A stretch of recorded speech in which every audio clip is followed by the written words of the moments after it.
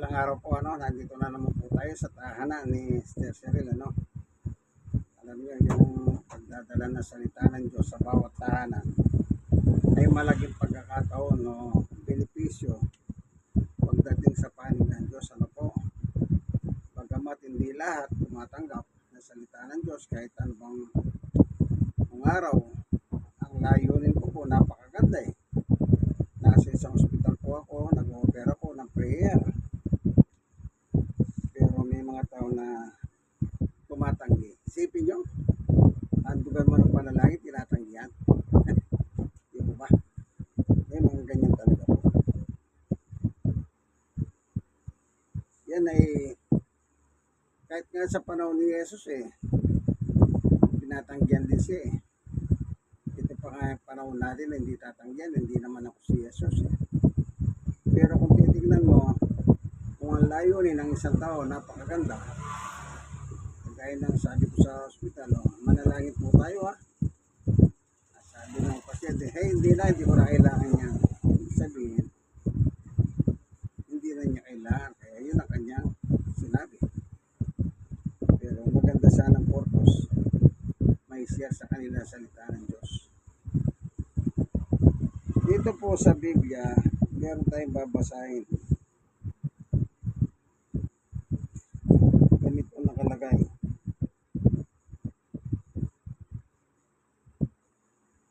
Pero bago tayo pumalaw sa salita ng Diyos, meron akong hawak na Biblia. Ito po, New Testament lang. Tayo muna ay panandalian lalapit sa panalangin sa Diyos. Siyempre, siya gagabay, siya papatnubay sa bawat isa sa atin. Panginoon Diyos ang Ama na makapangyarihan sa lahat. Kawan Diyos na nakakaalam ng lahat ng bagay.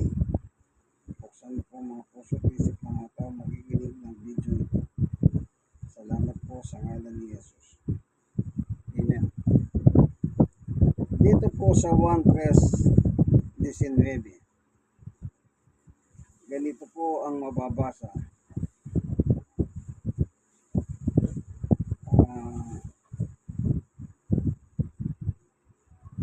Sa 20, 1:20 at 21. Ang gumagawa ng masama ay ayaw sa ilaw at hindi lumalapit dito sa ilaw upang hindi mahayag ang kanyang mga gawa. Ito yung gumagawa ng masama. Present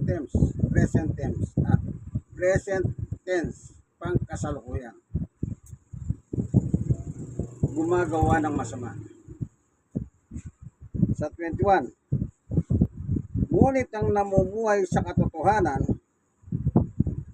sabihin ng katotohanan, salita ng Diyos. 1:17 ay lumalapit sa ilaw. Sa gayon, nahayag na ang kanyang mga ginagaway pagsunod sa Diyos. So, dalawang karakter po ito. Dalawang karakter o dalawang uri ng tao. Itong isa, ayaw niyang lumapit sa ilaw kasi nga ang gawa niya sa buhay niya ay masasama. Kaya ayaw niya palang lumapit sa ilaw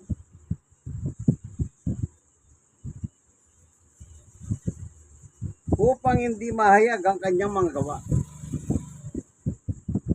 So ang ilaw dito ay ang Diyos.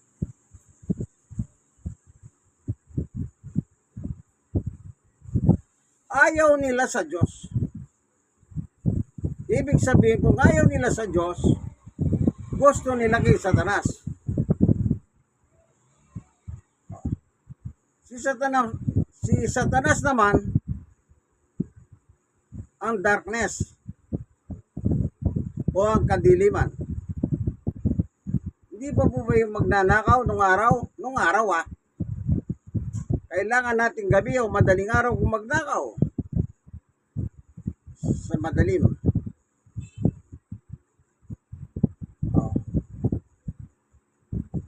Ganyan po tignan ninyo ngayon sa panahon natin nangyayari, kaibigan. Hindi na po sa gabi nagnanakaw ang magnanakaw. Kahit nakasikat ang araw, nakasikat ang mga hilaw sa mga opisina nila. Nabulgar, di ba? Yung mga project ng DPWH. Ngayon yung mga involved dyan, natatakot silang makulong. So ginagawa nila, nagkakaroon na sila ng kompromiso sa gobyerno at sa DOJ. Gusto nilang maging testigos ng gobyerno na lang. Pero, makikipag-kompromiso sila sa gobyerno. Ito yung pagsosoli ng mga pera. Ayan, merong mga iba na nagsipagsoli na sila ng pera. Yung iba, sasakyan. Yan. Milyon sa pinag-uusapan, hindi libo. Iba-iba.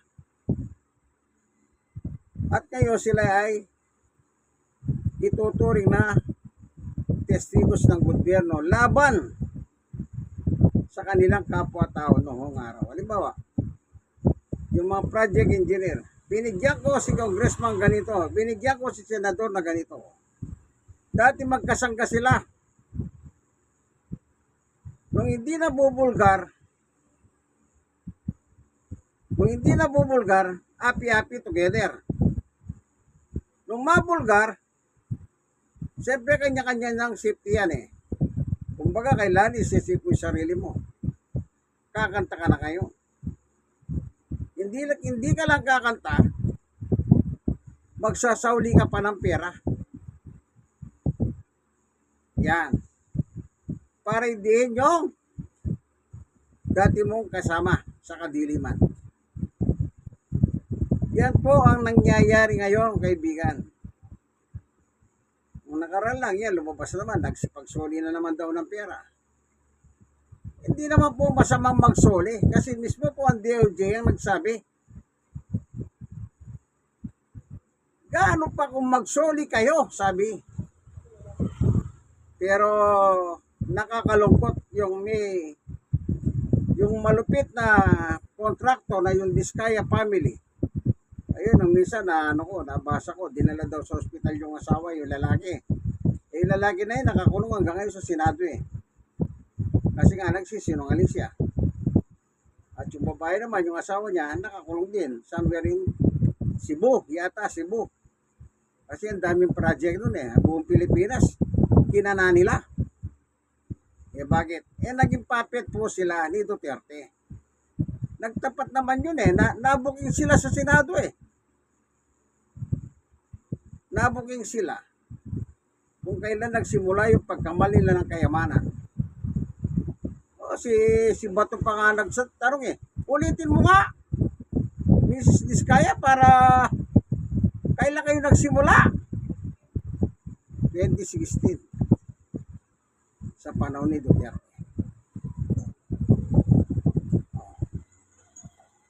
Wala, sila. Alam nyo ba yung isda na uuli sa bibig? Ganun ang nangyari sa kanila. Kinasangkapan ng Diyos si Bato para mabulgar yung gawain ng kanyang puhod na ngayon nakakulong sa ICC The Hague sa Netherlands. Ang sabi ng Biblia, ayaw sa Diyos nung magnanakaw. Remember Duterte? Minura niya ang Diyos. Who is stupid God who created the universe? Dahil ba kayo ilang pagkakataon nang nilait na naman niya si Jesus. Diyos niyo pinako sa cross. Walang bilib.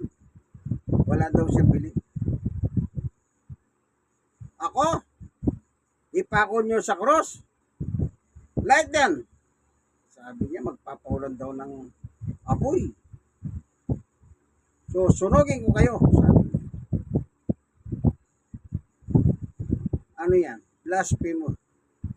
blasphemous, yung pamumusok sa Diyos at Panginoong Jesucristo.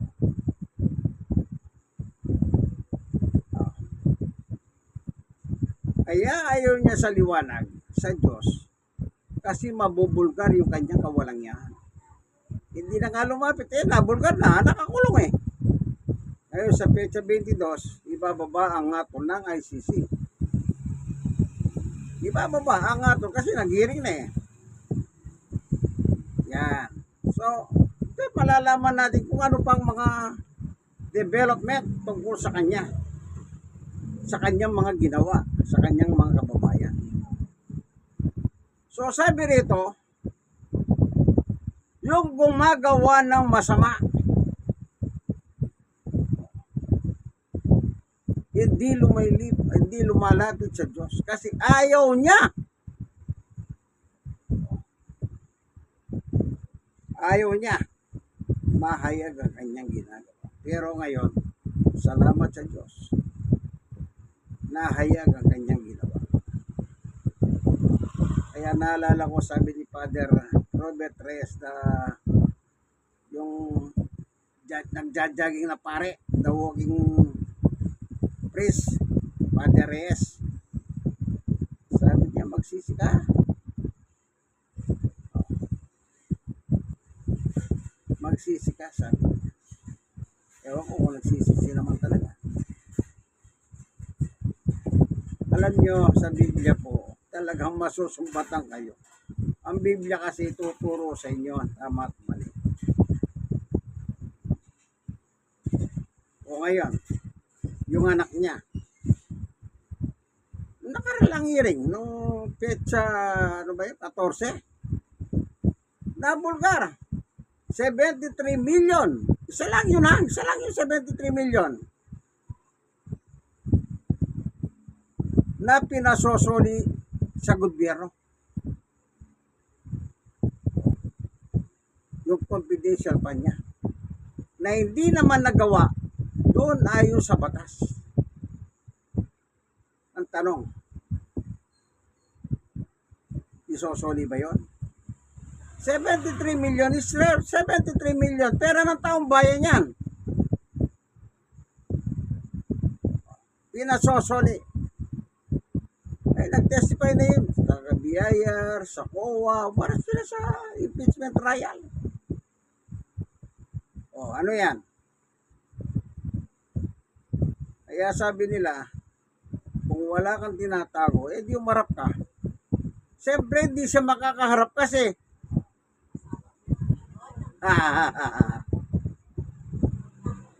Bakit? May mga ebidensyang bintang sa kanya eh.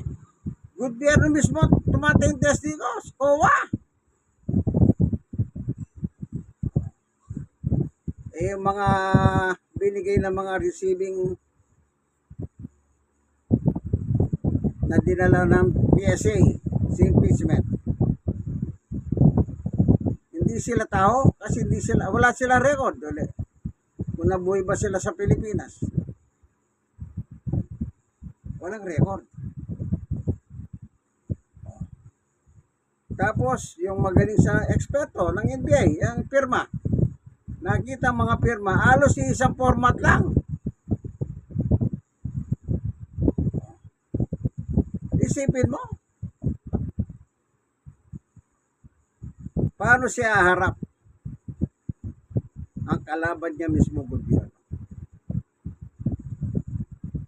Kaya sabi sa Biblia, ayaw nila sa Diyos. Ito, meron naman na bulgar na naman. Sa petsa 22, impeachment na naman yan. Ba? Piyesta ng Manawag. Yung mga staff niya, pabalik-balik doon sa simbahan ng Manawag na nakikiusap na sana gawin siyang guest speaker.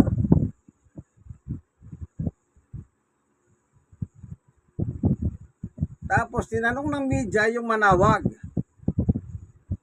Alam niyo po ba, sabi ng Manawag, sige na lang, pagbigyan na lang, pabalik-balik na lang po yung mga staff niya rito eh. Na nakikiusap kami namin sa dito. selebrasyon. Oras at araw at panahon yun ng impeachment. Ba't hindi siya umarap sa impeachment? At lahat na sinabi ng kanyang kritiko, pasinungalingan niya. Alam niyo nung ginagawa niya, nangangampanya na nang wala pa sa panahon. Kahit hindi siya iniimbita, invite me, invite me.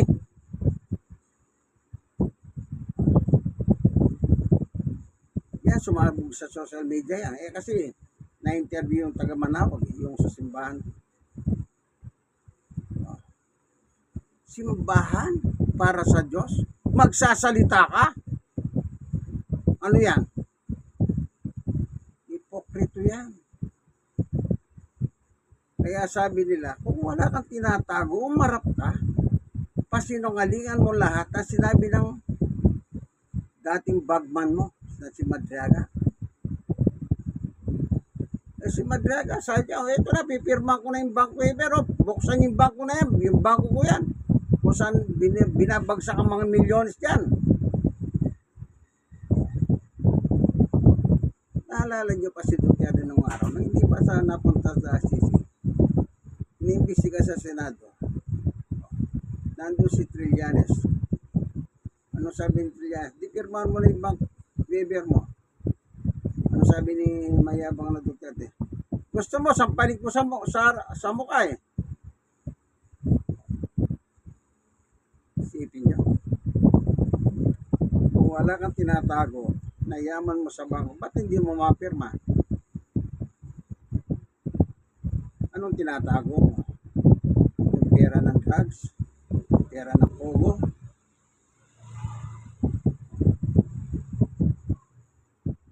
Kaya yung masama, ang sabi niya, ayaw lumapit sa Diyos.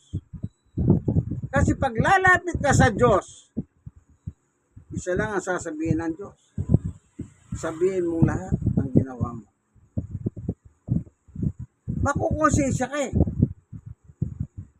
Kaya hindi sila lumalapit sa Diyos.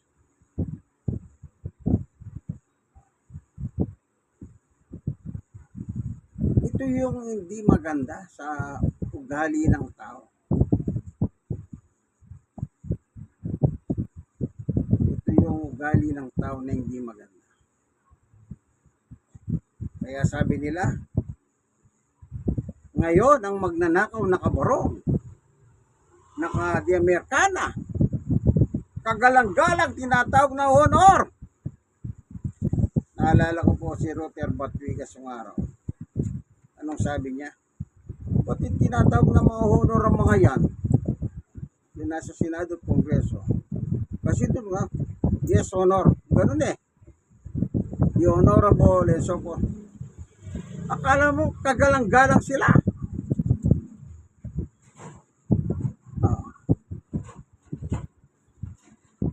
Alam niyo po, wala naman tayo talaga may tatago tayo. Wala tayong may tatago eh. Unang-unang sabi ng Biblia,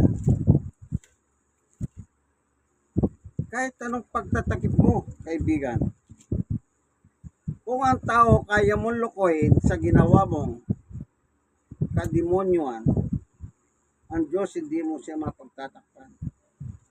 Ganito nakalagay sa Hebreo 4:13, walang makapagtatago sa Diyos.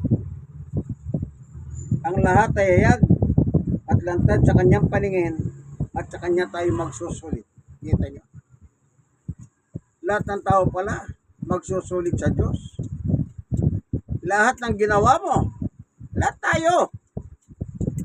Walang ano dito, walang, ay, ako, accepted ako din, wala. Lahat tayo haharap upang magbigay sulit sa Diyos. Bakit? Lahat ng ginawa natin sa dilim o sa liwanag man, lahat ng yan nakita ng Diyos. At yan ay nakalista sa aklat doon sa langit. Doon sa langit may aklat po kasi. Dalawang klaseng aklat yun.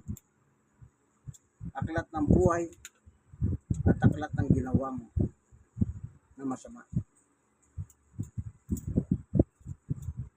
Araw-araw tayong gumagawa dito sa lupa. Araw-araw nililista po yun. Baka akala nyo. Akala nyo, hindi nakalista yon. Yun, nakalista po yun. Kaya nga sabi niya, ano man ang gawin mo, ayag man o hindi, ulihin. Kita ka ng Diyos at sa Kanya tayo magsusulit. Yun ang ebidensya ng Diyos.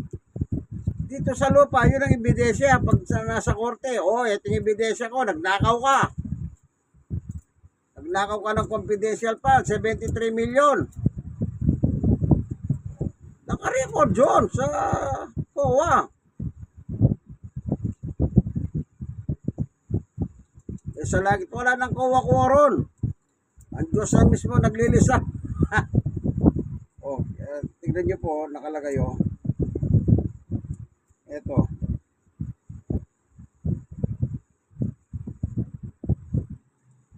Kaya nakalagay dito. Sabi rito ay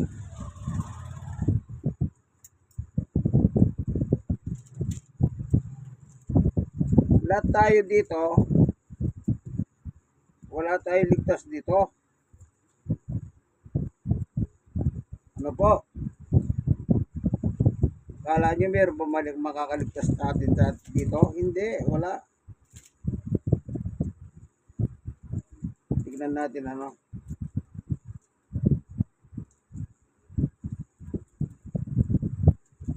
Ang sabi po rito sa Hebreo chapter 20. Sa OOC. Pagkatapos ito'y nakita ko ang isang malaking tronong puti at nakaluklok doon na para manlupat langit sa kanyang harapan at hindi na nakita pang muli. 12. Nakita ko nakatayo sa harap ng trono ang mga namatay, maging dakila o maging hamak, at binuksan ang mga aklat. Kita nyo, may aklat sa langit. Ito, sa langit na magaganap ito in the future. Binuksan ang isa pang aklat. Another aklat. Ang aklat ng buhay. Inatulan ng mga patay ay sa kanilang ginawa, gaya na nasusulat sa mga aklat.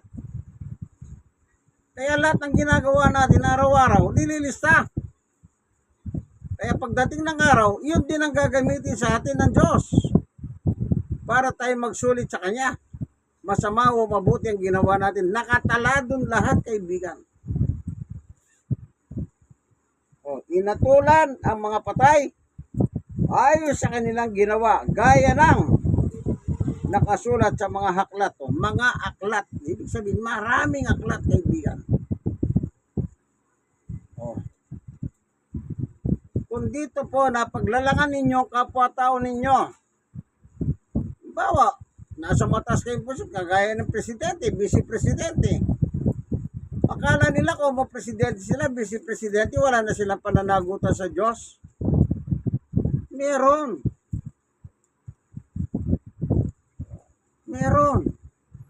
Lahat tayo. Hindi lang sila. Pero kaya natin na-mention kasi nga sila ang nasa balita kung paano nila pinahirapan ang taong bayan. Dahil yung pera na para sa taong bayan ay ninanakaw nila. Di ba ba? Napapanood dyan. Salamat sa social media. Kanya lang ang social media nagagamit ng masama at mabuti. Mayroong mga fake news kung tawagin. Siyempre, hindi naman papayag yung gumagawa ng masama. Wala siyang tagapagbalita niya. Meron! Yun ang taga-dala ng kanyang mga fake news. Kaya nga nadidimanda sila Kasi nga nagbabalita sila mga fake news. Nadidimanda yung kanilang mga troll.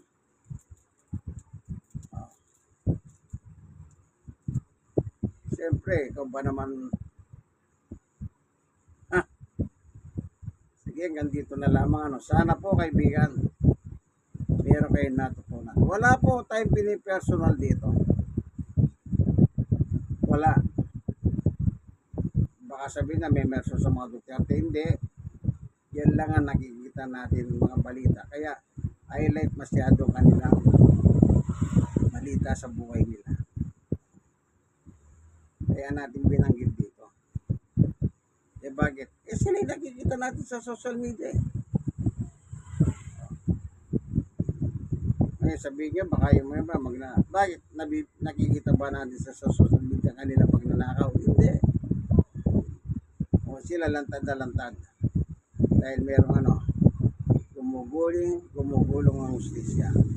Hindi lang dito sa Pilipinas hanggang sa ICC, The Hague sa Netherlands. Sige po, ganito na namin yung kaibigan ni Jesus Brother Manny Bautista.